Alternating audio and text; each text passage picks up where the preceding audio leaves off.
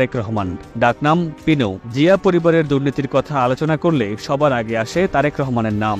2001 সালে 34 বছর বয়সে রাজনীতিতে নাম লেখান জিয়া পরিবারের এই সদস্য। কিন্তু রাজনীতিতে পা দেওয়ার মাত্র 1 বছরের মাথায় তার বিরুদ্ধে ক্ষমতার অপব্যবহার ও একের পর এক দুর্নীতির অভিযোগ উঠতে শুরু করে। একটি দুটি নয়, তার বিরুদ্ধে অভিযোগ শত শত।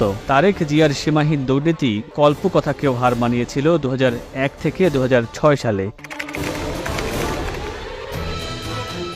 তারেক রহমানের বিরুদ্ধে অভিযোগ 2001 থেকে 2006 সালে খালেদা জিয়া প্রধানমন্ত্রী থাকলেও দেশে অঘোষিত রাজত্ব করেছেন তারেক জিয়া। এ সময় তিনি ঢাকার বনানীর হাওয়া ভবন নামের একটি ভবন থেকে সরকার পরিচালনা করে 2 হাতে দুর্নীতি করে কোটি কোটি টাকা বিদেশে পাচার করেছেন। হাওয়া ভবনে বসেই দেশের প্রতিটি মন্ত্রণালয়ের কাজের 10% কমিশন নিতেন তারেক রহমান। তখন অনেকেই তারেক রহমানের নাম দিয়েছিলেন মিস্টার 10%। আরেকটি খ্যাতিও তিনি লাভ করেন, দুর্নীতির বরপুত্র।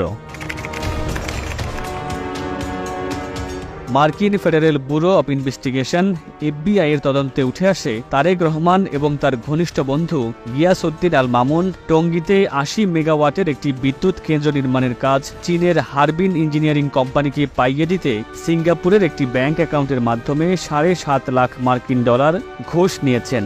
2016 সালে বাংলাদেশের উচ্চ আদালত মানি লন্ডারিংয়ের অপরাধে তারেক রহমানকে 7 বছর জেল এবং 20 কোটি টাকা জরিমানা করেছে।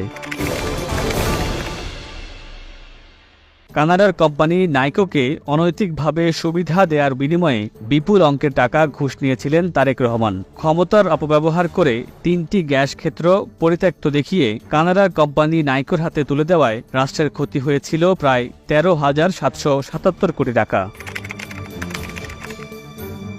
প্যারাডাইস পেপারের সূত্রে জানা যায়, তারেক জিয়া 2004 এবং 2005 সালে কেইম্যান আইসল্যান্ড এবং বারমুডায় $2 মিলিয়ন বিনিয়োগ করেন। প্যারাডাইস পেপার কেলেঙ্কারিতে তারেক রহমান ছাড়াও তার স্ত্রী জোবাইদা রহমান, বেগম জিয়ার ছোট ভাই শামীম ইস্কান্দার ও তার স্ত্রী এবং বেগম জিয়ার ছোট ছেলে আরাফাত রহমান কোকোর স্ত্রী শর্মিলা রহমানের নাম উঠে এসেছে। এছাড়া অভিযোগ আছে দেশের শেষ কয়েকটি নির্বাচনে প্রতিটি আসনের বিএনপির প্রার্থীদের কাছ থেকে বিপুল টাকা নিয়ে মনোনয়ন বাণিজ্য করেছেন তারেক রহমান।